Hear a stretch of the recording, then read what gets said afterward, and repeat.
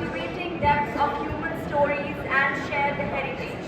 Tonight, we embark on a fascinating journey through the historical tapestry of Ayodhya, exploring its historical significance and enduring cultural influence. Please join me in welcoming our esteemed panelist, Mr. Amit Rai Jain, a historian and writer, founded the Shahjad Rai Research Institute in 1994. With expertise in various historical disciplines, including numismatics and archaeology, he holds multiple master's degrees and a law degree. He is awarded a doctorate in Mathura sculpture and has led significant archaeological explorations in western Uttar Pradesh. On to our next panelist, we have Mr. Kapil Gupta, a parallel entrepreneur who believes in providing meaning to the various organizations he runs and builds them in sync with one another. He jokingly calls himself the jack of all trades and a master of some. He is the founder and CEO of the following organizations: Soul Wellness, a mental wellness platform, and his current passion project, OM Logic Consultant Private Limited, one of India's leading marketing agencies, Pragati Vichar Literature Festival, a virtual and physical exhibition platform, and Frontless Media, a portal for the publishing industry. Let's please give them a warm round of applause, everybody. I would hand the conversation over to you guys. Amit ji, इस मंच पे सबसे पहले तो आपका बहुत बहुत स्वागत है। Thank you sir. आपकी बुक राम जन्मभूमि अयोध्या के बारे में है, ऑफ कोर्स राम जन्मभूमि के बारे में है। तो मैं पहला सवाल, और ये सवाल आई थिंक हमारे देश का हर इंसान पूछता है, कुछ लोग इसलिए पूछते हैं कि उनको पूर्ण विश्वास है, और कुछ लोग इसलिए पूछते हैं कि उनको पूर्ण अविश्वास है। मैं चाहूँगा आप कुछ ऐसे तथ्य, कुछ ऐसे फैक्ट्स बताएं जिसकी वजह से कोर्ट को ऐसा बोलना पड़ा और ये सबने माना कि ये राम जन्मभूमि है, और इस तरीके से आगे राम मंदिर का निर्माण और आगे अयोध्या में कार्य हुआ। देखिए कपिल जी, सबसे पहले तो ये जो मेरी किताब जिस पर चर्चा की जा रही है, राम जन्मभूमि अयोध्या पास्ट टू प्रेजेंट, इसका जो आधार है वो राम जन्मभूमि अयोध्या, उसका पुरातत्व, उसका इतिहास। और इस पुस्तक में मैंने कोशिश की है, समाहित किया है कि राम जन्मभूमि की अर्लीस्ट हिस्ट्री, चाहे वो आर्कियोलॉजिकल फैक्ट्स पर आधारित हो, चाहे वो पुराणों या धर्म ग्रंथों के अंदर जो अयोध्या के बारे में कहीं भी लिखा है, अगर इंडियन माइथोलॉजिकल लिटरेचर में है तो उसको भी मैं कंपाइल करूँ, एक स्थान पे दूँ। तो इस पुस्तक में आप पाएंगे कि राम जन्मभूमि अयोध्या, जिसको कि अगर पौराणिक दृष्टि से कहा जाए तो ऐसी भूमि जिसको युद्ध करके जीता ना जा सके, और इस बात को सिद्ध किया है अभी पिछले दिनों राम जन्मभूमि अयोध्या में जो राम मंदिर का निर्माण हुआ, उसकी प्राण प्रतिष्ठा हुई, और पूरे विश्व ने देखा कि 500 वर्षों के संघर्ष के बाद फिर पुनः भगवान राम का दिव्य स्वरूप पूरे विश्व के सामने। ऐसा एक बार नहीं हुआ, पहले भी कई बार हुआ। कई बार वहाँ पर मंदिर तोड़ा गया, मंदिर का पुनर्निर्माण हुआ, पुनर्जागरण हिंदू संगठनों का हुआ, लेकिन क्योंकि as a historian, as a archaeologist, पुरातत्व का छात्र होने की वजह से मैंने इस अपनी पुस्तक में कोशिश की है कि आर्कियोलॉजिकल सर्वे ऑफ इंडिया की जो फाइंडिंग्स हैं, जो इस बात को प्रूव करती हैं कि राम का जन्म स्थान यह है। क्योंकि 1975 में प्रोफेसर बेबी लाल ने सबसे पहले इसका एक्सकैवेशन किया, जो 3 साल चला। प्रोफेसर बेबी लाल इंडियन आर्कियोलॉजी के विश्व पितामह कहे जाने वाले ऐसा बड़ा व्यक्तित्व है कि जिन्होंने भारत का पुरातत्व और इतिहास सिद्ध किया। उन्होंने महाभारत और रामायण की साइट्स पे काम किया है। 1950-52 में उन्होंने हस्तनापुर साइट का एक्सकैवेशन किया, जहाँ से पेंटेड ग्रेवियर मिला, तो उन्होंने सिद्ध किया कि पूरे विश्व के सामने, ऐसा नहीं है कि इंडिया के लोगों को समझाया है, पूरे वर्ल्ड के आर्कियोलॉजिस्ट इस बात को प्रूव मानते हैं कि पेंटेड ग्रेवियर महाभारत काल की पोटरी है। तो उसी तरह से 1975 में जो एक्सकैवेशन हुआ, उसके अंदर उनके असिस्टेंट के तौर पे प्रोफेसर मोहम्मद भी थे, जिनको कि पद्मश्री अभी पिछले दिनों दिया गया है। और बहुत सारे ऐसे आर्कियोलॉजिस्ट थे जो आज इंडिया के अंदर बहुत जाना पहचाना नाम है। उस समय असिस्टेंसी के तौर पे प्रोफेसर बेबी लाल साहब के साथ काम कर रहे थे, तो उस समय यहाँ से मल्टी कल्चर सिक्वेंस मिली। यहाँ मौर्यन स्कल्पचर मिला, कुशान मिला, गुप्ता पॉटरी मिली, सल्तनत पॉटरी मिली। उसके साथ साथ आसपास के लगभग 6-7 स्थानों पर उन्होंने एक्सकैवेशन 75 में किया। तो वहाँ से भारतीय धर्मों की, अब मैं यहाँ अपना व्यू चेंज कर रहा हूँ कि प्रोफेसर बेबी लाल के एक्सकैवेशन में अयोध्या के एक्सकैवेशन से 3 तरह की कल्चर सीक्वेंस मिली, जो कि सनातन हिंदू धर्म से संबंधित है, बौद्ध धर्म से संबंधित है और जैन धर्म से संबंधित है। तीनों ही एक दूसरे के पूरक धर्म हैं, एक दूसरे के साथ जुड़ी हुई संस्कृति है। एक वहाँ टेराकोटा मिला मौर्यन डायनेस्टी का, मौर्यन पीरियड का, जो कि उन्होंने तीर्थंकर आदिनाथ का टेराकोटा कहा।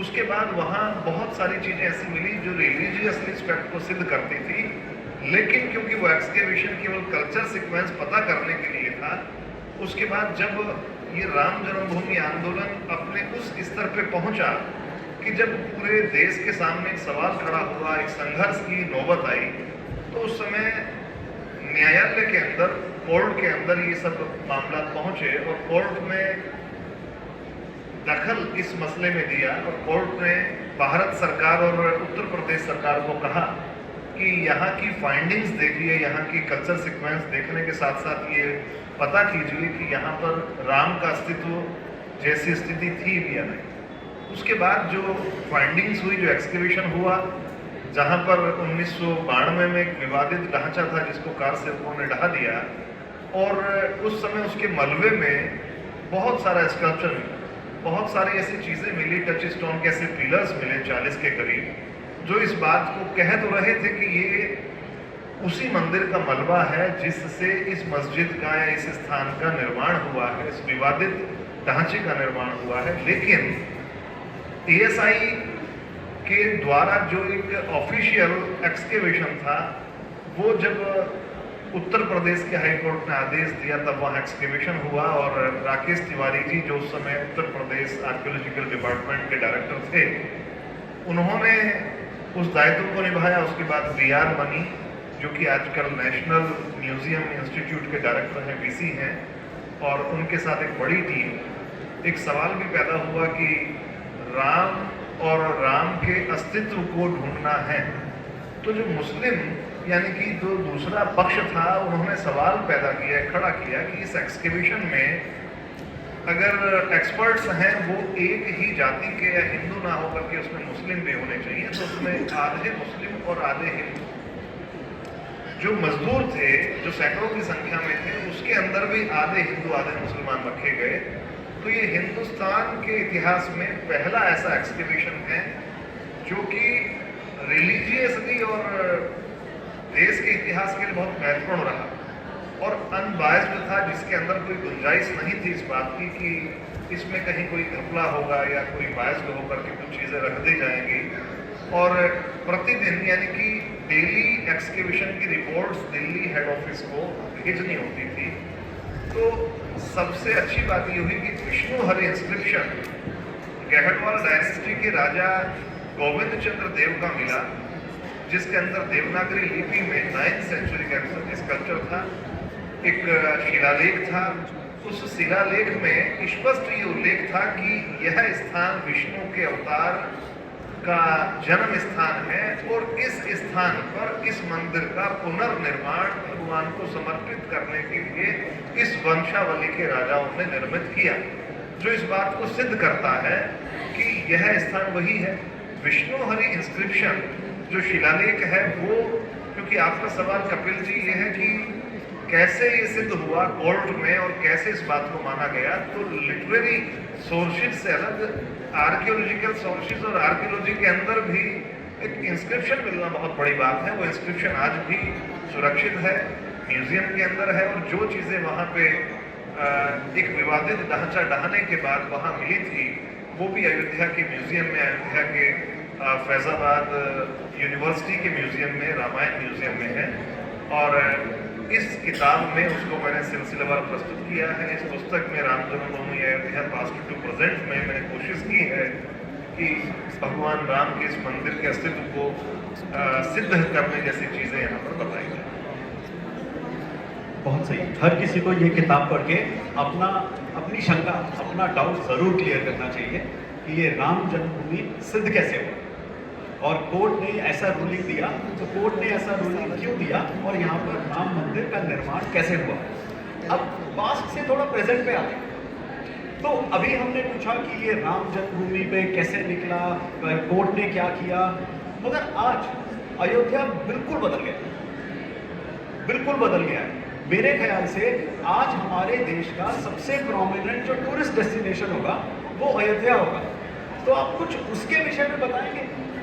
देखिए कपिल, अयोध्या तो सैकड़ों हजारों वर्षों से हिंदुस्तान की आस्था का प्रतीक, एक ऐसा तीर्थ है, एक ऐसा स्थान है कि जिसको भारत का हर रिलीजन मानता है। जितने भी भारतीय धर्म हैं उसके अंदर, चाहे हिंदू, जैन, बौद्ध, सिख, जो भी भारत में निवास करने वाले लोग हैं, जैसे कि कल एक मेरी पुस्तक का विमोचन था, वीर सावरकर एडवोकेट ऑफ हिंदुत्व, तो वहां पे बात आई कि हिंदुत्व शब्द सावरकर किस रूप में देखते हैं। सावरकर ने हिंदुत्व की व्याख्या करते हुए एक श्लोक की रचना की संस्कृत में, उसका अर्थ बताता हूं। उसमें उन्होंने कहा कि सिंधु नदी से लेकर के समुद्र तक, यानी कि सिंधु नदी से इंडस से लेकर के और समुद्र के लास्ट छोर तक जितने लोग निवास करते हैं इस धरती पर, इस भूमि पर, वो सब हिंदू हैं, बशर्ते, यानी कि लेकिन उनकी आस्था अपनी भूमि के प्रति माता और पिता के जैसी, वो उसमें श्रद्धा रखते हैं। तो आप ये समझिए कि सावरकर कहते हैं कि हिंदू कौन है जो भारत भूमि पर उसके प्रति सकारात्मक है, उसको डेवलपमेंट की ओर ले जाना चाहता है। तो पहले तो हिंदुत्व की व्याख्या करने का मेरा अभिप्राय यहाँ ये है कि भगवान राम पूरे देश की आस्था, श्रद्धा के केंद्र हैं। और एक्सकेवेशन में वहाँ पर जो 3 मंदिरों के तल मिले हैं, फ्लोर मिले हैं, वो अलग अलग रिलीजन से रिलेटेड हैं। वहाँ पे जो चीज़ें मिली हैं, जो फाइंडिंग्स हैं, जो एक्सकेवेशन की रिपोर्ट्स हैं, उसके अंदर बौद्ध, जैन स्कल्पचर और एविडेंसेस भी हैं। लेकिन भगवान राम के सवाल पर, भगवान राम की जन्मभूमि पर भारत का कोई भी व्यक्ति सवाल पैदा नहीं करता। आपने वर्तमान की बात की, वर्तमान प्रेजेंट स्थिति में पूरे विश्व के सामने अयोध्या देश का एक ऐसा सकारात्मक चेहरा बन के प्रस्तुत हुआ है, जिसके अंदर आज देश के प्रधानमंत्री श्री नरेंद्र मोदी जी, उनकी सरकार और इस देश का जो कुशल नेतृत्व करने वाले लोग हैं, राष्ट्रीय स्वयंसेवक संघ है। क्योंकि मुझे कोई गुरेज इस बात को कहने में नहीं है, स्पष्ट मैं इस बात को हमेशा कहता हूं कि जो जैसा है, इतिहासकार या पुरातत्ववेत्ताओं को उस बात को कहना चाहिए, क्लियर कहना चाहिए, क्योंकि सच्चाई को कहने का दायित्व ही इतिहासकार का है। पिछले 70 वर्षों में जो हुआ है, क्योंकि आपने वर्तमान की बात करी, तो आफ्टर इंडिपेंडेंस यानी कि 1947 के बाद से अभी पिछले 7-8 वर्ष पहले तक भारत के इतिहास के साथ खिलवाड़ हुआ। भारत के पुरातत्व की जो फाइंडिंग्स हैं उसको लोगों ने अच्छे ढंग से प्रस्तुत नहीं किया। अच्छे ढंग से भी मैं और आगे बढ़ूं तो बहुत ही बुरी तरह से उन्होंने भारत के इतिहास को प्रस्तुत किया, और जो भारत के गौरवशाली इतिहास के प्रश्न थे उन पर डिस्कस नहीं किया, उनको दबा के रखा गया। केवल डिस्कशन हुआ मुगल पीरियड में, केवल ASI का काम था, जितने मॉन्यूमेंट्स डिपार्टमेंटल जो लोग हैं वो चौकीदारी के अंदर पैसा जा रहा था, बड़े बड़े किलों के अंदर। हम लोगों ने कोशिश की, बड़ौद के पास सिनोली गांव का एक्सकेवेशन 2005-2018 में हमने कराया, तो पहली बार सिद्ध हुआ है वहां के एक्सकेवेशन से जो चीजें मिली हैं, युद्ध रथ मिले हैं। इंडिया में पहली बार 5000 साल पहले प्रूव्ड वार चैरियट्स मिले हैं, जो इस बात को सिद्ध करते हैं कि 5000 साल पहले का जो भारतीय नागरिक था वो इतना उन्नत और संपन्न था कि वो युद्ध रथ करना जानता था। घोड़ों से चलने वाले रथ हैं, 3 रथ मिले, जो आज मॉडर्न आर्ट म्यूजियम के अंदर सर्किल के अंदर अभी भी डिस्प्ले में है। G20 के जितने गेस्ट थे उन्होंने उसे देखा। तो अगर आज भारत की सरकार पिछले 6-7 वर्षों में इस लेवल पे पहुंची है, तो हमें इस बात को देखना पड़ेगा कि उससे पहले के 70 वर्षों में क्या हुआ। 70 वर्षों में भारत के इतिहास के साथ खिलवाड़ हुआ, और अभी पिछले 5-6-7 सालों में जो काम हुआ है वो अपने आप में अनूठा है। और राम मंदिर अयोध्या का जो प्राण प्रतिष्ठा का कार्यक्रम है उसने पूरे विश्व के अंदर भारत की अस्मिता को, भारत के गौरव को बढ़ाया। हमारे बीच में मौजूद हैं, बहुत बड़े इतिहास हैं, उत्पल कौल जी हैं हमारे बीच में मौजूद हैं, और निरंतर पैनलिस्ट मेरे साथ बहुत सारे चैनल्स पे आप बैठते हैं। तो इन सब लोगों का भी बहुत लंबे समय प्रयास था, लेकिन इस समय वर्तमान की अगर हम बात करें तो भारत के भविष्य के प्रति जो हमारी जनरेशन है, जो हमारी आगामी पीढ़ियां हैं, हम लोग अब आशान्वित हैं कि भारत अपने सही गौरवशाली इतिहास को, भारत की अस्मिता को, भारत के जो रिलीजियस हम लोगों के लीडर्स हैं, भगवान राम हैं, भगवान कृष्ण हैं, भगवान महावीर हैं, भगवान हमारे जो दूसरे रिलीजियस कंसेप्ट्स के ऐसे ऐसे महापुरुष हैं जिनको कि दबाया गया, छुपाया गया, अब निरंतर वो सामने आएंगे। और इस अयोध्या के इस काम के बाद तो पूरे विश्व के लोग आकर्षित हैं और रोज निरंतर लाखों लोग वहां दर्शन कर रहे हैं। मैं अयोध्या में पिछले लगभग 20 वर्षों से जा रहा हूँ। जब जिस समय त्रिपाल के अंदर भगवान लला, राम लला विराजमान थे, तब भी मैंने उनके दर्शन किए। जिस समय कॉरिडोर के निर्माण करने के लिए जिस समय स्थितियां हुई, तब भी मैं गया। इस राम जन्मभूमि आंदोलन से जुड़े हुए, डायरेक्ट जो जुड़े हुए लोग थे, उनके साथ मेरा इंटरेक्शन हुआ, कई घंटों का इंटरेक्शन हुआ है। तो आज मैं देखता हूँ कि उन लोगों के स्वप्न जो थे, बहुत सारे लाखों लोगों का बलिदान आज इस लेवल तक, इस मंजिल तक पहुंचने में हुआ। तो मेरी जो किताब राम जन्मभूमि अयोध्या पास्ट टू प्रेजेंट है, वो उन्हीं लोगों को श्रद्धांजलि है। विशेष तौर पर इस राम जन्मभूमि आंदोलन का जो एक मोड़ है, वो 1992 में जिस समय ढांचा वो ढहा दिया गया कार सेवकों के द्वारा प्रतिक्रिया के बस, उस समय 2 बच्चों की जो डेथ है, जो कोठारी बंधुओं की जो बिल्कुल उस एकदम अचानक जो डेथ है, उसने झकझोर दिया लोगों को। और मुझे लगता है कि उनका बलिदान सार्थक हुआ है, सिद्ध हुआ है, और आज भारत के इस वर्तमान काल पर हम लोगों को स्वर्णिम काल पर गर्व है। तो हमने पहले पास्ट की बात की कि अयोध्या में राम जन्मभूमि क्षेत्र में ऐसा क्या मिला जिसकी वजह से ये राम मंदिर का निर्माण हो पाया। फिर हमने आपसे प्रेजेंट के बारे में पूछा, वर्तमान काल में अयोध्या में क्या हो रहा है, अयोध्या का भविष्य। आप अयोध्या के भविष्य में इकोनॉमिक तरीके से और कम्युनल हार्मनी के तरीके से क्या देखते हैं, और उसके अंदर आपके क्या विचार होंगे? देखिए, अयोध्या तो भारत का भविष्य है, और भूतकाल भी है और वर्तमान भी है। लेकिन क्योंकि आपने भविष्य की बात करी, तो जिस समय अयोध्या के मंदिर का निर्माण हो रहा था, राम भक्तों के हजारों करोड़ रुपए का डोनेशन जब वहां आना शुरू हुआ, तो एक टीवी डिबेट में उत्पल जी भी थे, मैं भी था, उसमें एक अन्य रिलीजन यानी कि दूसरे धर्म के एक व्यक्ति थे। उन्होंने कहा कि ये क्या नाटक हो रहा है अयोध्या को लेकर के, भारत की अर्थव्यवस्था कहाँ जाएगी? राम मंदिर भारत में हजारों करोड़ रुपए लगा करके बन रहा है, तो उस राम मंदिर का क्या अर्थ है, और लोगों को रोजगार कैसे मिलेगा, किस तरह से सवाल पैदा होगा। उसको उस सवाल का उत्तर देते हुए मैंने कहा था कि बनारस में, वाराणसी में जो कॉरिडोर बना है, उस कॉरिडोर के बनने के बाद वहां पे लगभग 14 करोड़ लोग दर्शन करने के लिए जा चुके हैं अभी तक, और बहुत लंबा समय यानी कि 20-30 सालों का समय नहीं हुआ। अभी पिछले 2 साल के अंदर अंदर 12 करोड़ लोग वहां दर्शन करने गए हैं। और मैं भी बनारस के अंदर, मेरे सैकड़ों मित्र हैं, वहां जाता हूं, लोगों से बात होती है। उस कॉरिडोर के बनने के बाद वहां का टूरिज्म डेवलप हुआ, वहां का जो होटल बिजनेस है वो इस लेवल पर है कि दिल्ली उसके सामने फेल है। वहां की जो रेस्टोरेंट है, वहां आज इतनी बड़ी रेस्टोरेंट्स की श्रृंखला खुल गई है, और मूल वहीं के लोगों के द्वारा खोले गए। बाहर के लोगों ने वहां पर अपना इन्वेस्टमेंट किया है। जहां पर 20,000 रुपए पर यार्ड जमीन मिलती थी, आज वहां 5 लाख 10 लाख रुपए तक का रेट अयोध्या के अंदर है।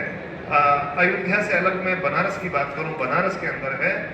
तो अगर हम उस लेवल पर देखते हैं, तो जिस तरह से काशी कॉरिडोर बनने के बाद या उज्जैन के अंदर महाकाल वाला निर्माण होने के बाद अब ये जो अयोध्या है आपके सामने बिल्कुल साक्ष्य के रूप में आप देख सकते हैं, जब से निर्माण प्राण प्रतिष्ठा अयोध्या के मंदिर जी की हुई है, भगवान श्री राम लला के दर्शन करने के लिए प्रतिदिन 2 लाख, 2.5 लाख, 3 लाख लोग दर्शन करने जा रहे हैं। और रिस्ट्रिक्शन है, अभी वीआईपी मूवमेंट रोका हुआ है। गवर्नमेंट ने कहा है कि जो वीआईपीज हैं वो महीने 2 महीने के बाद जाएं।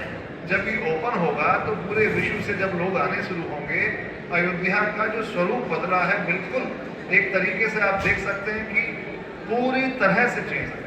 और आने वाले अगले 5 वर्षों में आप इस स्वरूप को भी बिल्कुल बदला हुआ पाएंगे और अयोध्या के आसपास के जितने स्थान हैं उससे उनका भी विकास होगा। वहाँ पर जैन तीर्थंकरों का जन्म हुआ है, 5 जैन तीर्थंकरों का। आज वहाँ पर जैन समाज भी अपने मंदिरों का पुनर्निर्माण करने पे लगा है। वहीं पर साध्वी ज्ञानमती माता जी चातुर्मास कर रही हैं।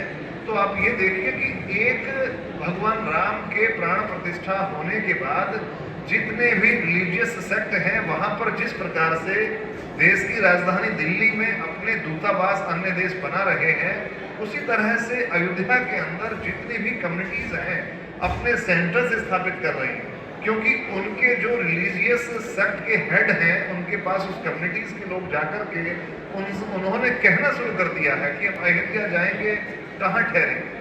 तो वहाँ पर जो निर्माण का दौर है वो आने वाले दौर में और बढ़ेगा। और मुझे लगता है कि भगवान राम की कृपा से अयोध्या का आमूलचूल परिवर्तन जो हुआ है उससे भी 4 गुना विकास वहाँ का होगा। और आर्थिक रूप से पूरा अयोध्या क्षेत्र, गोंडा क्षेत्र, आसपास के जिले बहुत अधिक डेवलप होंगे, क्योंकि हवाई अड्डा वहाँ बना है।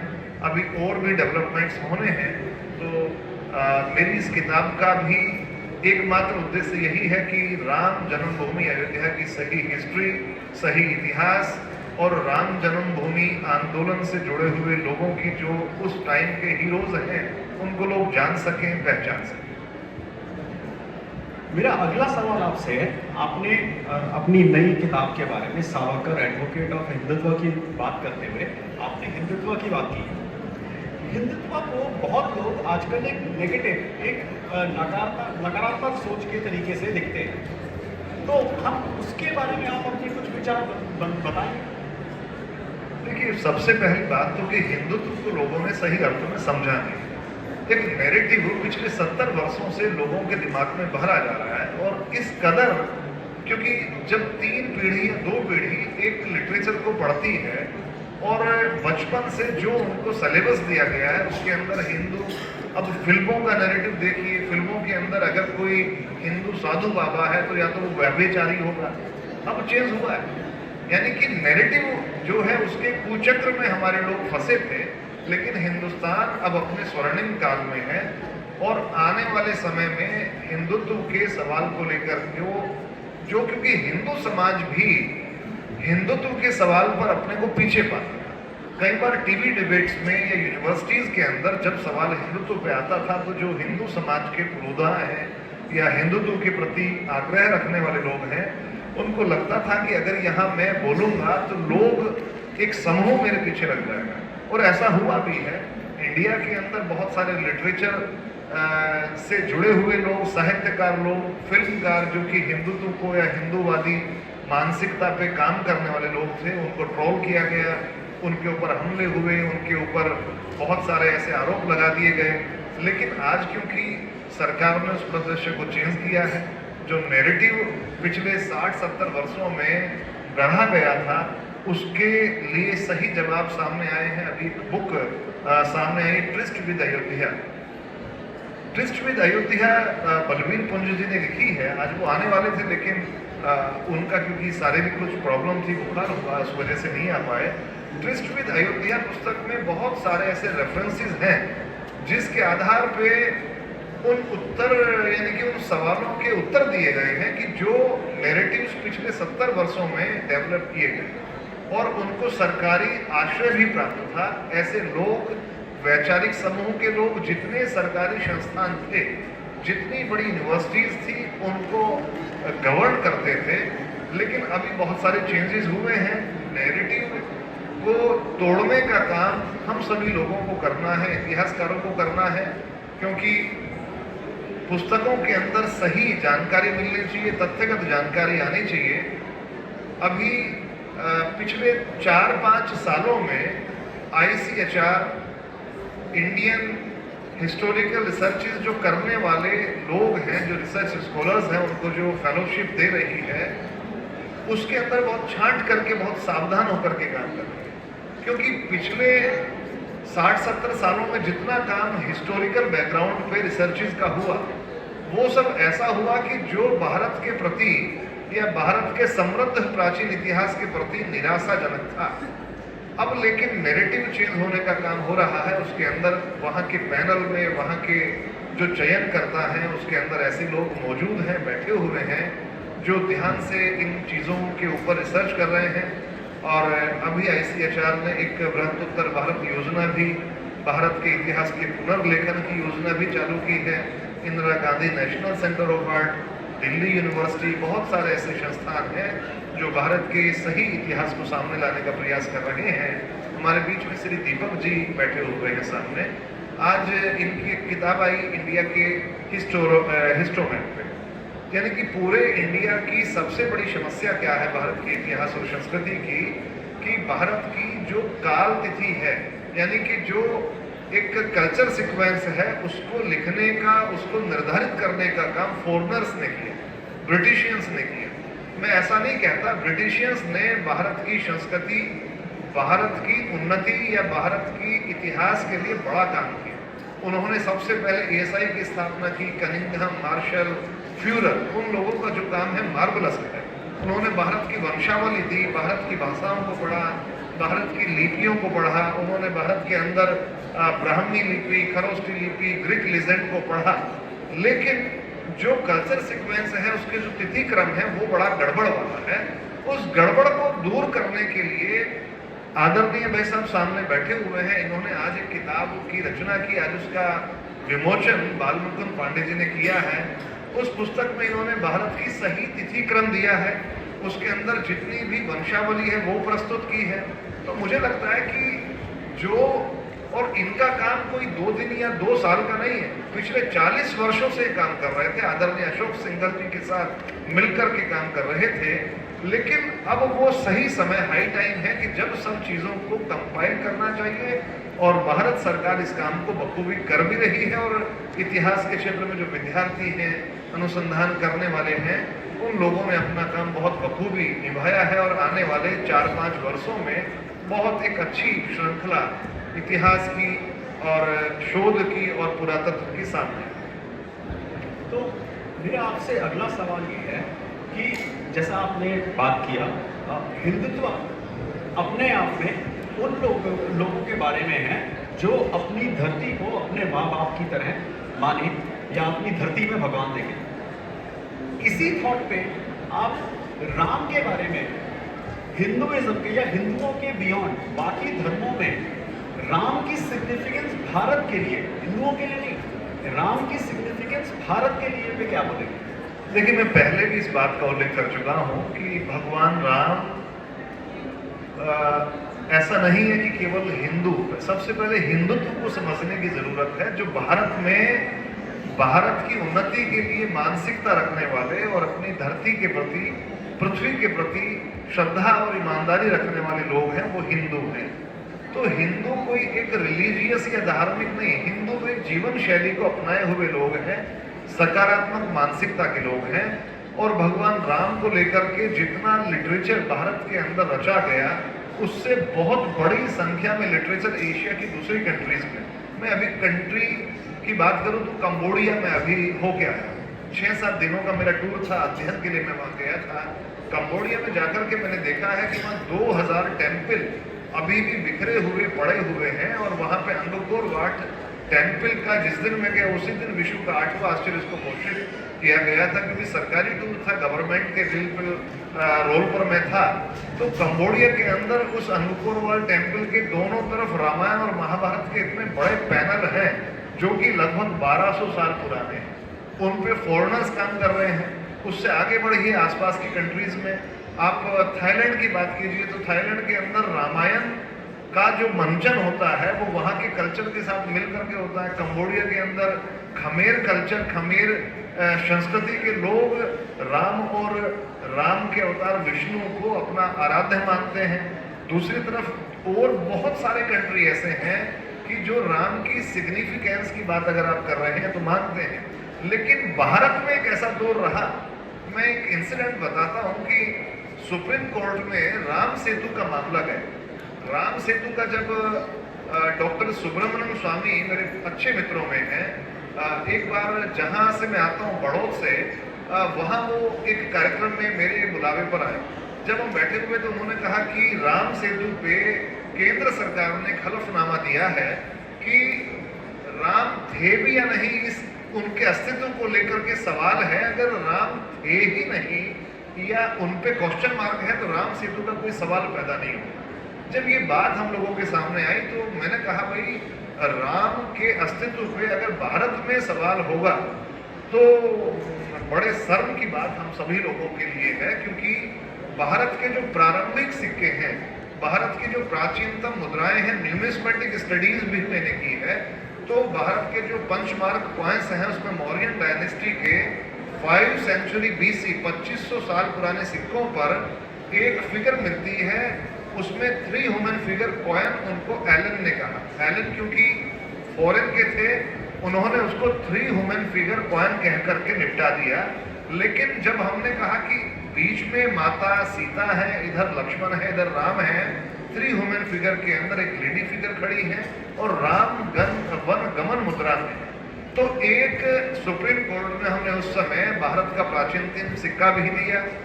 नासा ने, अभी भाई साहब से मेरी बात हो रही थी कि नासा ने एक सैटेलाइट का फोटो, एक बड़ी सीरीज डेवलप की, उसको अपने वेबसाइट पे डाला। और नासा कोई हिंदुस्तान की या हिंदू संस्कृति की कोई संस्था नहीं है।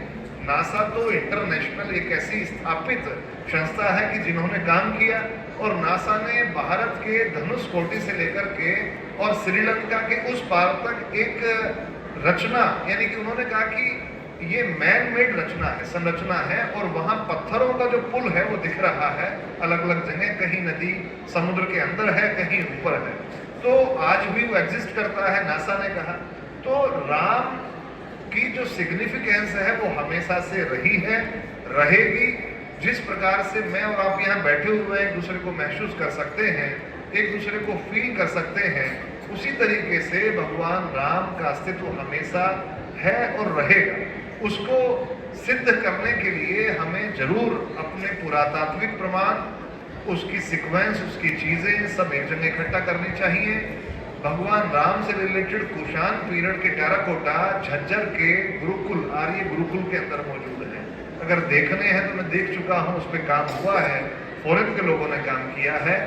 वहाँ टेराकोटा प्लेक्स मिली है लगभग 2.5 फुट बाई 2.5 फुट की। उसमें भगवान राम, सीता, लक्ष्मण, मकराक्ष युद्ध, और उन टेराकोटा प्लेक्स पे ब्राह्मी इंस्क्रिप्शन लिखे हुए, तो जो सिद्ध करते हैं कि भगवान राम का अस्तित्व हजारों वर्षों से, क्योंकि 2500 साल 2000 साल पहले के अगर इंस्क्रिप्शन या चित्र या शिलालेख मिल रहे हैं तो उससे कई हजार वर्ष पहले भगवान राम रहे होंगे।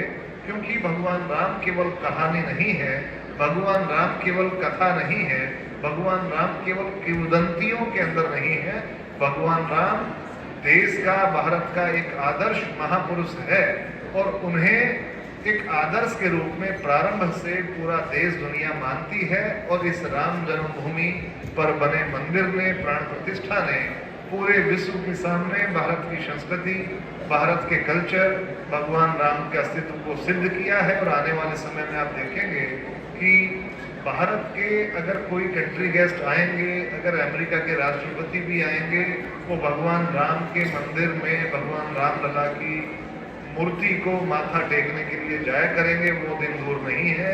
उत्पल जी मुस्करा रहे हैं क्योंकि उन्हें मेरी बात से बड़ा खुशी फील हो रही है। मेरे बहुत सारे मित्र यहाँ बैठे हुए हैं, दिल्ली यूनिवर्सिटी से भी आए हुए, विक्रम जी हैं, सभी लोग हैं। मैं क्योंकि ये एक ऐसा सवाल, एक ऐसा विषय है जिससे हम लोग हर्टली पूरे दिल से जुड़े हुए लोग हैं। और केवल हम नहीं, देश के अंदर निवास करने वाला हर व्यक्ति जो भारतीय है वो भगवान राम के प्रति श्रद्धा रखता है।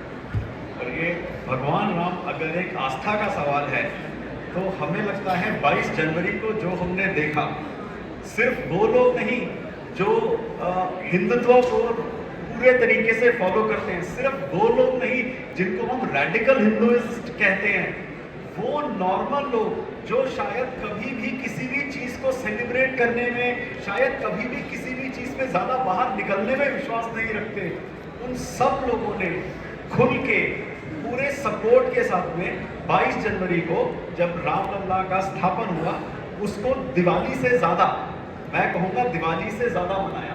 तो इससे अच्छा तथ्य या इससे अच्छा प्रूफ कि रामलला में, राम में हमारे देश के हर व्यक्ति की एक आस्था है और राम को लेके हमारे हर देश के हर व्यक्ति की अपनी एक बिलीफ है, उसका इससे अच्छा स्वरूप क्या मिलता।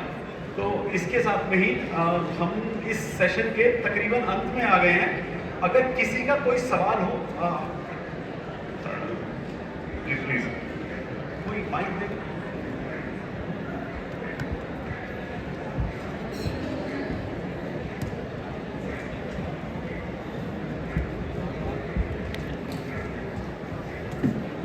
आप सभी को नमस्कार। मैंने जय साहब का पूरा हुआ सुना है, उनकी बुक के बारे में भी मुझे पता भी है और अभी पढ़ने का मौका तो नहीं मिला है, लेकिन फिर भी जैसे ही मौका मिलेगा उसको मैं पढ़ूंगा। मेरी सिर्फ वैज्ञानिक दृष्टिकोण से मैं कुछ चीज़ पूछना चाह रहा था जय साहब से कि जो आपने बताया कि स्क्रिप्चर मिला था, क्या उसकी कोई कार्बन डेटिंग की गई थी? अगर कार्बन डेटिंग की गई थी तो उससे कुछ पता लगा था एग्जैक्टली कितने टाइम पुराना है? फिर दूसरा प्रश्न ये है कि जो स्क्रिप्चर है उस स्क्रिप्चर को पढ़ने के लिए हमारे पास कितने साधन हैं और उन्होंने किसने पढ़ा है, उसकी ऑथेंटिसिटी क्या है, वही लिखा गया। क्योंकि बहुत सारे स्क्रिप्चर्स ऐसे मिले हैं हमको जहाँ कि हमको पता ही लगता है वास्तव में क्या है, क्या लिखा गया है, उसका इंटरप्रिटेशन डिफरेंट हर बार करा जाता है। इन सब चीज़ों, दो चीज़ों के लिए मुझे थोड़ा सा जो है मैं मार्गदर्शन चाहता हूँ जैसा। जी देखिए, आपने जो बात करी, बहुत सारे लोगों का सवाल रहता ही है और सहज है कि उनकी कार्बन डेटिंग, लेकिन सबसे पहले तो इस बात को क्लियर कर लें कि पत्थर की और किसी मेटल की कार्बन डेटिंग नहीं है। रेडियो कार्बन डेटिंग किसी पार्टिकल की हो सकती है, किसी फाइबर की हो सकती है, वुड की हो सकती है, चारकोल की हो सकती है, लेकिन क्योंकि बात तिथि क्रम का है तो जो बेस बना है, आधार बना है, इस अयोध्या का जो मुकदमा चला, वर्डिक्ट हुआ, उसमें न्यायालयी प्रक्रिया के बाद जो उसमें विष्णुहरि इंस्क्रिप्शन की बात है, उसमें एक शिलालेख मिला है और वो शिलालेख गहड़वाल वंश के शासक गोविंद चंद्र देव का है और डेटेड है और वो सामान्य है, यानी कि उस कालखंड की देवनागरी भाषा में, हिंदी में है, उसे मैं भी पढ़ सकता हूँ। ऑथेंटिसिटी की बात ये है कि मैं ब्राह्मणी भी पढ़ सकता हूँ, खरोष्ठी भी पढ़ता हूँ और ब्राह्मणी लिख भी सकता हूँ। तो जो विद्वान पैनल है ESI के पास, जो पैनलिस्ट उनके लोग हैं जो पैनल पे हैं, उन्होंने इसको पढ़ा है और बाकायदा अपनी रिपोर्ट के अंदर उसका हिंदी, इंग्लिश, उर्दू अनुवाद उसका हुआ है और वो लगभग 40 एक लाइन का काफ़ी बड़ा, लगभग 2 फुट बाई 4 फुट 5 फुट के करीब का इंस्क्रिप्शन है।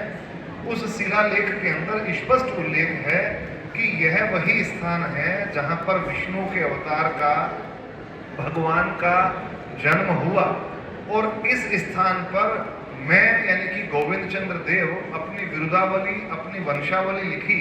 उन्होंने पूरी वंशावली लिखते हुए कहा कि मुझे सौभाग्य मिल रहा है कि इस स्थान पर मैं इस मंदिर का पुनर्निर्माण करा रहा हूँ। तो इस बात में कोई शक नहीं है कि वहाँ पर भगवान राम का मंदिर था, जो सिद्ध है, क्लियर है। Carbon dating, radio carbon dating, अगर ऑब्जेक्ट्स की वहाँ जो चीज़ें मिली हैं उनकी जरूर वहाँ पे हुई होगी, लेकिन जो चीज़ इंस्क्रिप्शन में है और इंस्क्रिप्शन अपने आप में सिद्ध होता है। सर, क्या फिर ज्ञानवापी मस्जिद में जो वो है शिवलिंग जो जिसको बताया जा रहा है, उसकी फिर कार्बन डेटिंग आवश्यक है नहीं है? नहीं, ज्ञानवापी वाला जो मामला है ना, ज्ञानवापी के अंदर क्योंकि सारे के सारे जो अभी सर्वे हुआ है, आलोक जी ने सर्वे किया है उसकी बड़ी टीम है, उसके अंदर विनय जी वगैरह काफ़ी लोग आर्कियोलॉजिस्ट हैं। वहाँ पर क्योंकि स्पष्ट तौर पे मंदिर की पुरानी प्राचीन दीवार भी है, बड़ा स्कल्पचर भी है, वहाँ पर 17 शिवलिंग मिले हैं, वहाँ 27 त्रिशूल उस दीवारों पर तहखाने में मिले हैं, वहाँ बहुत सारी ऐसी चीज़ें मिली हैं। और वो जो पूरी रिपोर्ट है ज्ञानवापी वाली, वो तो ओपन है, मेरे पास अभी मेरे मोबाइल में पड़ी हुई, वो मैं दूंगा, वो पढ़िए आप। क्योंकि कार्बन डेटिंग की जो बात आ रही है ना, वो लोगों को जानकारी नहीं है, सामान्य लोग इस बात को कहते हैं क्योंकि पत्थर की कार्बन डेटिंग कभी नहीं होती। लेकिन जो कल्चर सीक्वेंस है वो अगर कहीं कोई स्पष्ट उल्लेख है, चिन्ह है, अगर कहीं एक्सकेवेशन होता है तो वहाँ जो फाइंडिंग्स मिलती हैं, जहाँ पोटरी चर्ट्स मिलते हैं, उसके स्टाइल से, उसकी इंस्क्रिप्शन से, उनके स्टाइल से सब चीज़ों की जानकारी 100% मिल जाती है, जो प्रूव्ड है। ये सब चीज़ें कंफर्म है, इसमें कोई गुंजाइश, इंटरनेशनली मानक हैं बने हुए भारत के अंदर, जिस कल्चर के अंदर जिस तरह के वेपन थे, किस तरह की चीज़ें थी, किस तरह का खान पीन था, किस तरह के उनके बर्तन थे, तो इसमें कहीं कोई गुंजाइश नहीं है। और राम जन्मभूमि तो सिद्ध होने के बाद अब तो मंदिर भी बन गया है और आसपास बहुत सारे ऐसे म्यूजियम बनने वाले हैं, जहां कभी अगर आप जाएंगे तो आपको सुखद आश्चर्य होगा कि ये चीज़ें क्या इसी मंदिर के इसी स्थान के नीचे से मिली है। पूरा मंदिर, पूरा टेम्पल और 40 पिलर्स हैं जो इस बात को सिद्ध करते हैं। आमलक मिले हैं वहाँ से, मंदिर के ऊपर, शिखर के ऊपर लगने वाले आमलक मिले। सर, आपके मार्गदर्शन के लिए बहुत बहुत धन्यवाद आपका, and I am quite thankful to you sir, thank you. अगर किसी का कोई और सवाल है तो आप प्लीज़ इस सेशन के ख़त्म होने के बाद पूछ लीजिए। Do we have time? We have one more minute। तो आपका बहुत क्विक सा सवाल है तो आप अभी पूछ सकते हैं सर।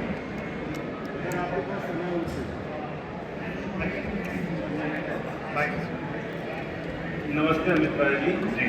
मैंने कुछ दिन पहले पढ़ा कि आपने एक तलवार ढूंढा था और ट्विटर पे मैंने देखा था, मैं आपको फॉलो करता हूँ, और उसकी आपने एज आपने निर्धारित की थी 4000 साल। तो आपने उसकी एज किस प्रकार से निर्धारित की है? देखिए, हाँ, मैं समझ गया, समय कम है और क्योंकि विषय से थोड़ा अलग है, लेकिन मैं तब भी बताऊंगा क्योंकि भारत के इतिहास से संबंधित है और भारत के इतिहास का मैं विद्यार्थी हूँ। पिछले 2023 जून में मुझे सूचना मिली कि निगोही, शाहजहांपुर जिले में एक स्थान पड़ता है, वहाँ पे एक एक्सीडेंटल डिस्कवरी हुई है, मिट्टी उठाई जा रही थी, तो वहाँ से कुछ कॉपर होल्ड कल्चर के वेपन्स मिले। क्योंकि मैं ये फाइंडिंग्स करता रहा हूँ, सिनोली और ये सब चीज़ें, मैं वहाँ पर अपनी गाड़ी लेकर के तुरंत गया रातों रात। वहाँ पता चला कि वो जो वहाँ से चीज़ें मिली हैं 8 जगह बट गई, जो मजदूर थे 8 जगह लेकर के गए हैं। फिर मैंने 7-8 जगह धीरे धीरे लगभग 1 महीना मुझे लगा, 20-25 चक्कर मेरे शाहजहांपुर के लगे, चीज़ें इकट्ठा की। लेकिन क्योंकि सवाल मेरे से आपने जो किया बहुत इम्पोर्टेंट है, इसलिए मैं इसको यहाँ पे ओपन बता रहा हूँ। मैंने उन चीज़ों को ASI को नहीं दिया क्योंकि मेरा अपना खुद का रिसर्च इंस्टीट्यूट है और बिरबल साहनी इंस्टीट्यूट लखनऊ के साथ मैंने कोलैबोरेशन किया, इंडियन जर्नल ऑफ आर्कियोलॉजी के साथ कोलैबोरेशन किया। हम तीनों ने एक पैनल बना करके बिरबल साहनी इंस्टीट्यूट के वैज्ञानिकों को साथ लेकर के 40 सैंपल कॉपर होल्ड कल्चर के वेपन्स, क्योंकि आपस में चिपके हुए थे, और उनके बीच के जो मिट्टी के टुकड़े थे उनको और सारी चीज़ों को वैज्ञानिक पद्धति से हंगरी के अंदर भेजा। और हंगरी से अभी 8 दिन पहले ही उसकी रिपोर्ट्स आई है, रेडियो कार्बन डेटिंग आई है, और हिंदुस्तान के इतिहास में पहली बार carbon dating copper hoard culture की आई है। तो जो कल्चर सीक्वेंस पता चली है, कन्फर्म 2500 ईसा पूर्व की डेट आई है, जो इस बात को सिद्ध करती है कि भारत की जो प्राचीन तब जो वेपनरी है मेटल की, वो 4500 साल से 5000 साल पहले की है। और अभी इस पे एक बहुत बड़ा article Indian journal of archaeology के अंदर डेट्स को लेकर के हमारा आने वाला है, और भारत के लिए ये एक सेलिब्रेशन का मौका है। अभी लखनऊ के अंदर मेरी प्रेस कॉन्फ्रेंस थी, जिसके अंदर मैंने इस डिस्कवरी को, इसको पूरे विश्व के सामने रखा है। और इस टाइम पूरे वर्ल्ड के अंदर इंडियन आर्कियोलॉजी का जो कालक्रम है वो लगभग 1500 साल पीछे की ओर जाने की ओर है। और बहुत जल्दी इसकी फाइंडिंग्स हम लोग ओपन ऑनलाइन कर देंगे please. Thank you so much for coming here, sir. I would like to thank also Mr. Kapil Gupta for this thought-provoking session. But now I would like Mr. Kapil Gupta to please felicitate our guest of honor.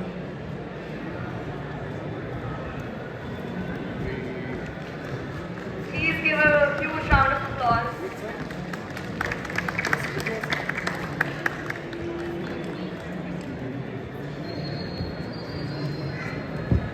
With that, I would like to thank all of you. You have been a lovely audience, and I hope you all have a great day ahead. Thank you so much, everyone.